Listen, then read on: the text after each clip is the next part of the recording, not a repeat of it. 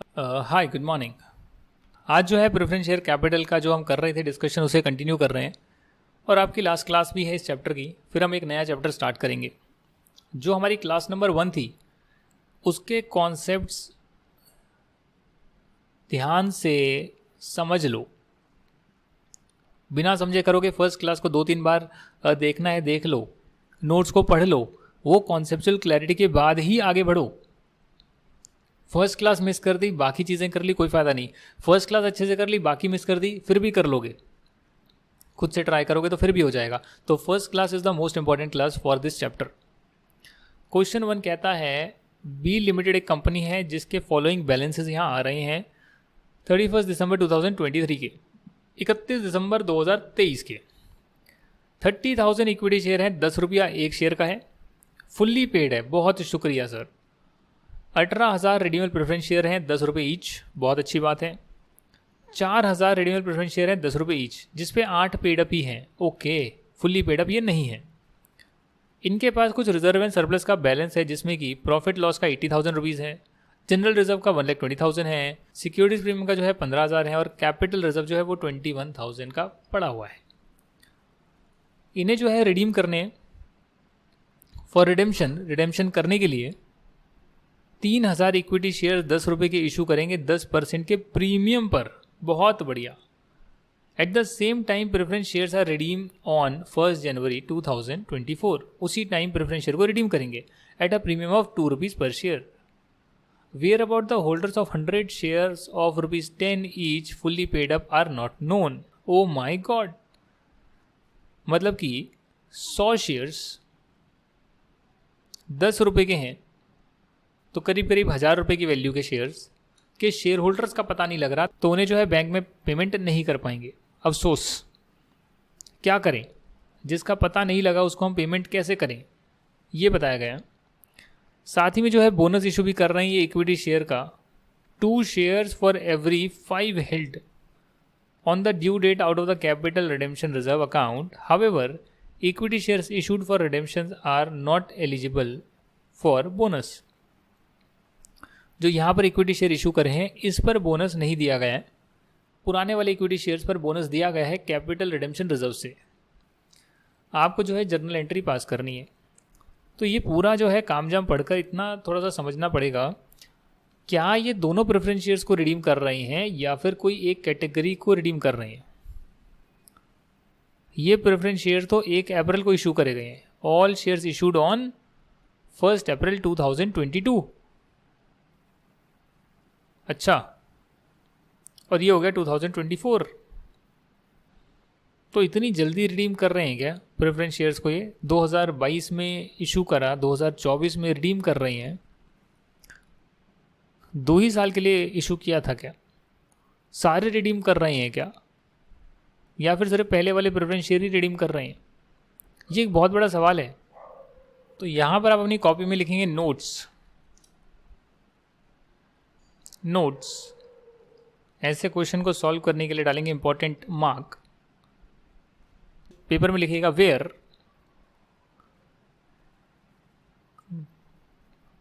To types of preference shares are given. One is partly paid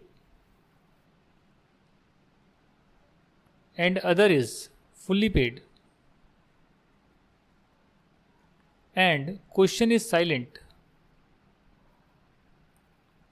लिख लीजिएगा अपनी copy में, question is silent on which preference shares to redeem.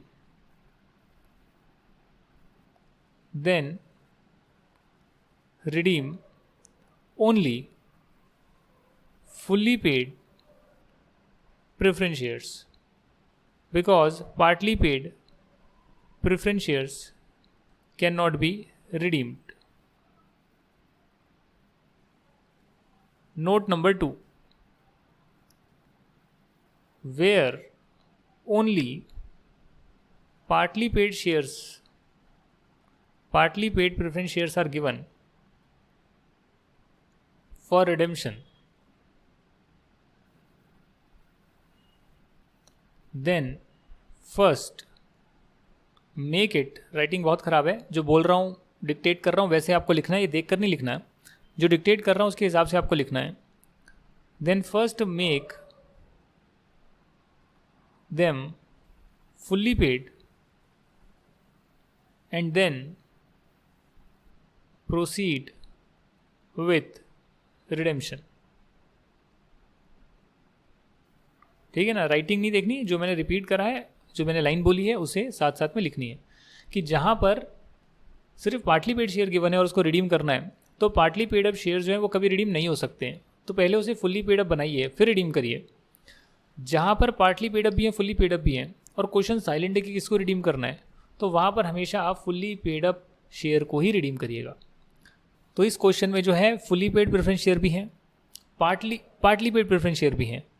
Redemption में बताते ही नहीं कि कौन से शेयर को रिडीम करना है, तो हम तो यही मानेंगे ना कि फुल्ली पेड वालों को रिडीम करना है, पार्टली पेड रिडीम नहीं हो सकते। क्वेश्चन साइलेंट है, क्वेश्चन में कहा होता तो हम रिडीम करते, फुल्ली पेड बनाकर करते, क्वेश्चन साइलेंट है, इसके लिए हम सिर्फ फुल्ली पेड शेयर्स को ही रिडीम करेंगे।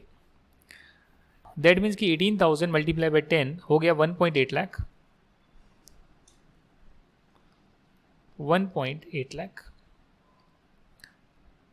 प्रीमियम पर कर रहे हैं, 2 रुपया पर शेयर का प्रीमियम है, तो 18,000 को 2 से मल्टीप्लाई करें तो आएगा 36,000 रुपये। 36,000 रुपीज़ का प्रीमियम है, ठीक है सर। 1,80,000 रुपीज़ जो है उसकी फेस वैल्यू है, ठीक है सर।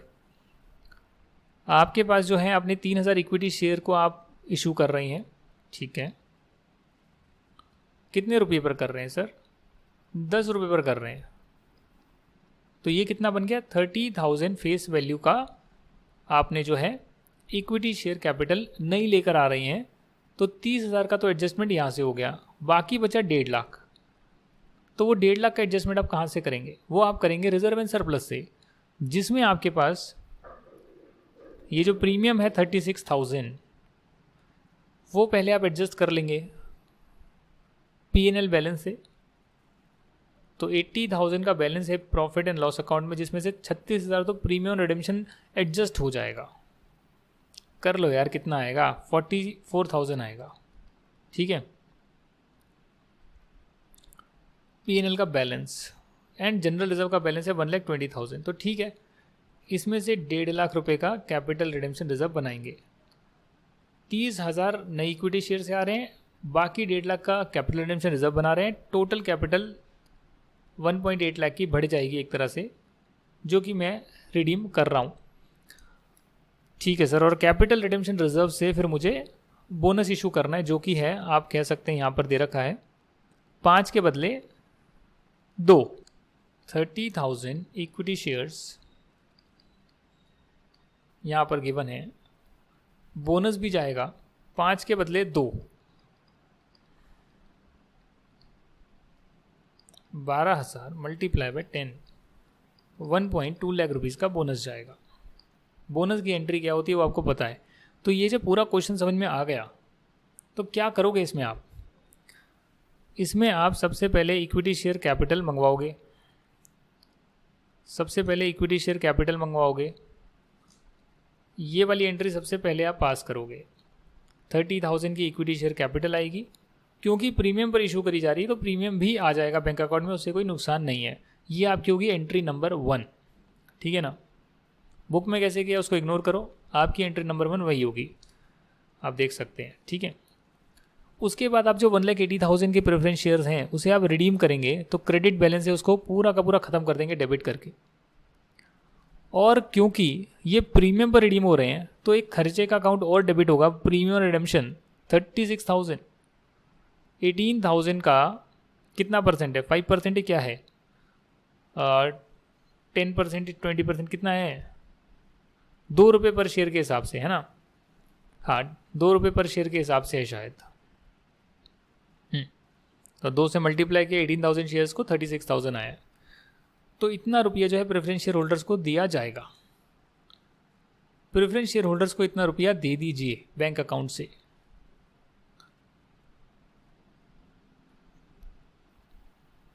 तो 1,80,000 का कैपिटल कम हो रही है।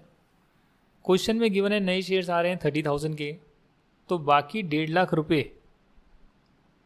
जनरल रिजर्व बचा हुआ यूज़ करें P&L का बैलेंस, उससे कैपिटल रिडेम्पशन रिजर्व बनाएं और कैपिटल रिडेम्पशन रिजर्व जो है उसको यूज़ करें बोनस इशू करने के लिए।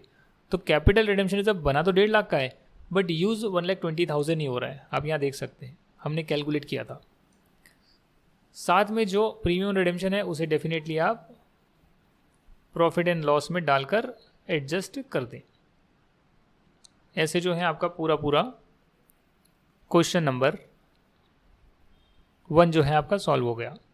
तो दैट मीन्स कि क्वेश्चन कॉम्प्लेक्स है और ये सबसे कॉम्प्लेक्स क्वेश्चंस में से एक है, मैं बता रहा हूँ आपको।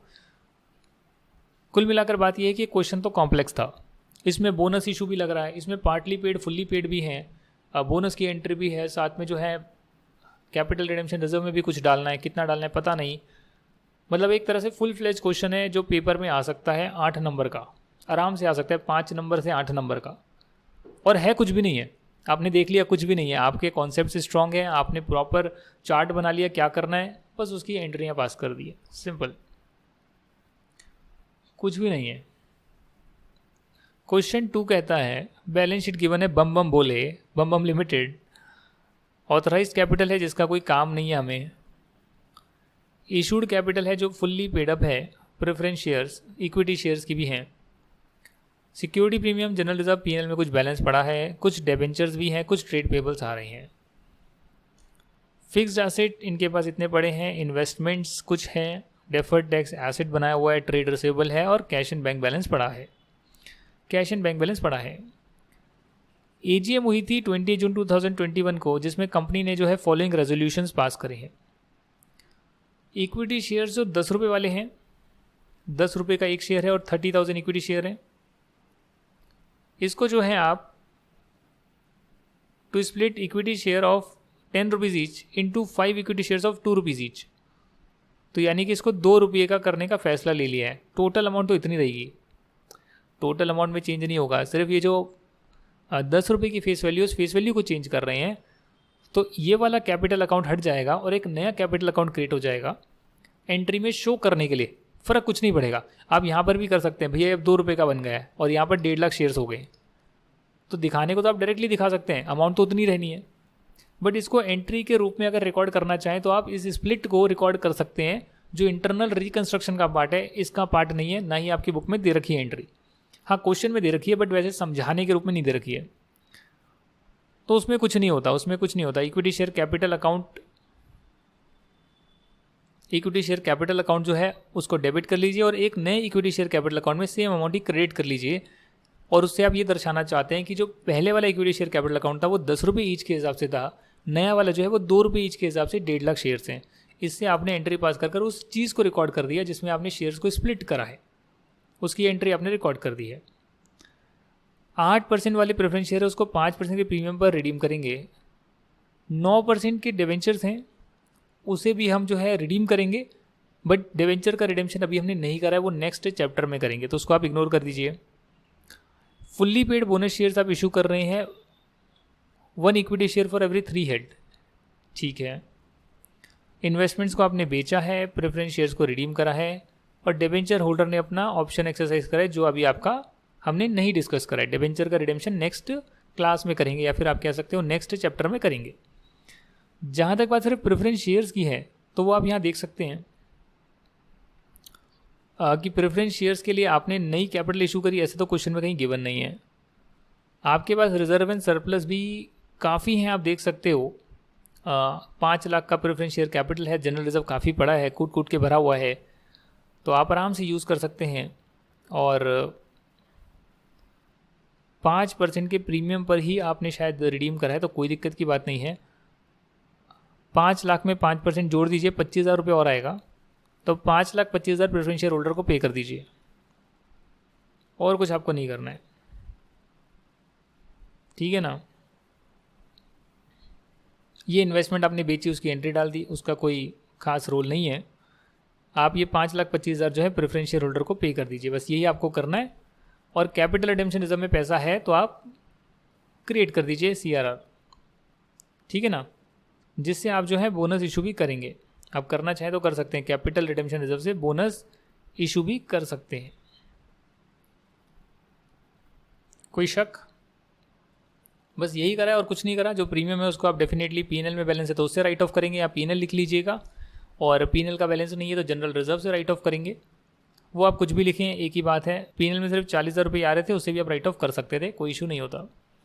बाकी जो एंट्रियाँ हैं वो क्योंकि डिबेंचर से पर्टेन करती है तो वो आपने अभी नहीं करा होगा, और इसके लिए वो हम नेक्स्ट क्लास में डिस्कस करेंगे।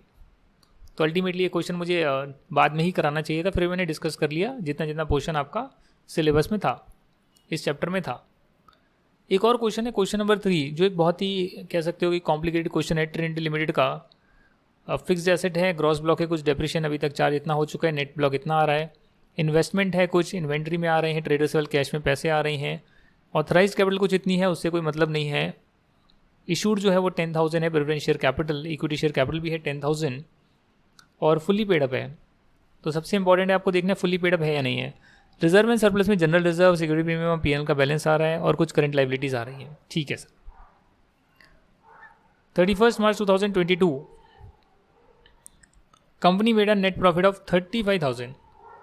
तो ये 21 का दे रखा है। नेक्स्ट ईयर तक कंपनी ने 35,000 का प्रॉफिट और कमा लिया आफ्टर प्रोवाइडिंग 20,000 डेप्रिशिएशन। ठीक है सर।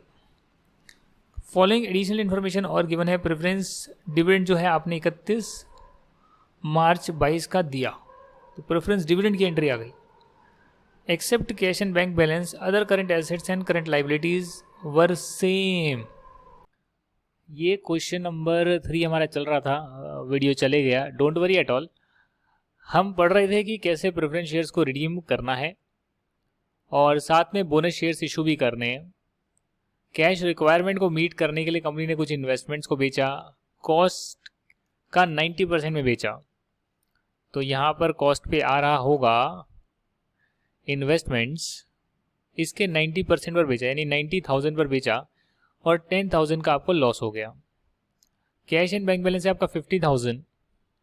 अब उसके बाद जब आप इन्वेस्टमेंट को बेचेंगे तो ये हो जाएगा करीब करीब 1,40,000, यानी कि आपके पास कैश तो इनफ है प्रेफरेंस शेयर्स को रिडीम करने के लिए, बिकॉज प्रेफरेंस शेयर जो है वो 1 लाख रुपीज़ के ही आ रहे हैं, और आप इन्हें प्रेफरेंस शेयर्स को 10% प्रीमियम पर भी करेंगे तो 1.1 लाख रुपीज़ देने के लिए आपके पास बैंक अकाउंट में तो पैसे हैं। अगर आपके पास रिजर्व एंड सरप्लस में पैसा है तो आप डेफिनेटली कैपिटल रिडेम्पशन रूट के थ्रू भी जो है अपने प्रेफरेंस शेयर को रिडीम कर सकते हैं। तो यहाँ जनरल रिजर्व में पैसा है 1,20,000, पीएनएल में भी पैसा है 18,500 प्लस 35,000 का प्रॉफिट और यहाँ जोड़ना पड़ेगा, क्योंकि ये पीएनएल जो है आपको पुराने साल का दे रखा है। हालांकि एक साल में 35,000 का और प्रॉफिट हो गया।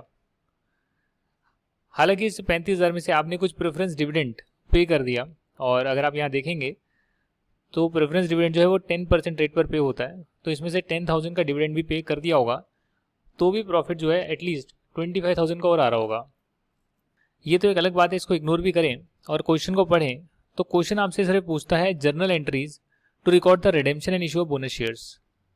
तो आपको सिर्फ रिडेम्पशन रिकॉर्ड करना है, बोनस शेयर्स रिकॉर्ड करना है, वो आप कर सकते हैं। तो इन्वेस्टमेंट जो है उसको आप सबसे पहले बेच दीजिए 90,000 में। सॉरी, इन्वेस्टमेंट तो पूरी 1 लाख खत्म हो जाएगी, बैंक में 90,000 ही आएंगे, क्योंकि 10,000 आपको लॉस हो गया, loss on sale of investment. इसको पूरा लिखना आप, ठीक है ना। एंट्री जरा पास करते हैं। प्रेफरेंस शेयर्स, ये जो प्रेफरेंस शेयर कैपिटल है 10% वाली, करीब करीब ये 1 लाख से डेबिट होगी। आप प्रीमियम रिडेम्पशन भी जो है 10,000 से डेबिट करेंगे, खर्चा आ गया, और प्रेफरेंस शेयर होल्डर्स को ये 1,10,000 आप अब पे कर देंगे, क्योंकि बैंक में पैसा आ गया, इन्वेस्टमेंट आप बेच चुके हैं। तो preference share holders debit to bank, ये आप पे कर देंगे, ठीक है ना, कोई नुकसान नहीं है। साथ में जो है आप कैपिटल रिडेम्पशन रिजर्व के रूट से करेंगे तो 10,000 जो ये प्रीमियम आया है इससे पहले आप जनरल रिजर्व से राइट ऑफ कर सकते हैं, पीएनएल से भी कर सकते हैं, आपकी मर्जी है। 10,000 रुपीज़ है, ठीक है ना, और 1 लाख रुपए का कैपिटल रिडेम्पशन रिजर्व बना सकते हैं। General reserve debit to capital redemption reserve. आपको साथ में जो है बोनस इशू करना है, देख लीजिए, जनरल रिजर्व में 1,20,000 है, वो आपने पूरा यूज़ कर लिया। आई थिंक 10,000 बची गए हैं, नो इशू इन दैट। यहाँ पर आप बोनस शेयर देना चाहते हैं, 1 share for every equity share held, एक के बदले एक, एक के बदले एक मिलेगा। अरे वाह, 10,000 इक्विटी शेयर, यानी कि 1,00,000 रुपये के इक्विटी शेयर देना चाहते हैं। तो ये आपका कुछ इस प्रकार हो जाएगा, CRR debit to bonus to equity share holders, ठीक है ना। Then bonus to equity share holders debit to equity share capital 1,00,000। तो आपने बोनस की एंट्री भी कर दी है। ज़रा यहाँ पर चेक कर लेते हैं एक बार क्या किया हुआ है। तो 1,10,000 इन्होंने पे कर दिया प्रेफरेंस शेयर होल्डर्स को। मैंने सबसे पहले एंट्री करी थी इन्वेस्टमेंट को बेचने की, उसके बाद एंट्री आप करेंगे ये वाली, फिर आप प्रीमियम को राइट ऑफ कर देंगे। थर्ड एंट्री आपकी ये होगी, फोर्थ एंट्री आपकी ये वाली होगी, राइट, और फिफ्थ एंट्री आपकी ये वाली होगी, कैपिटल रिडेम्पशन रिजर्व। साथ ही में उसके बाद आप बोनस इशू कर देंगे। तो यानी कि क्वेश्चन बड़ा ही कॉम्प्लेक्स था, बट देखा जाए तो आपको सिर्फ एंट्रियां पास करनी थी जो आपको ऑलरेडी आती है।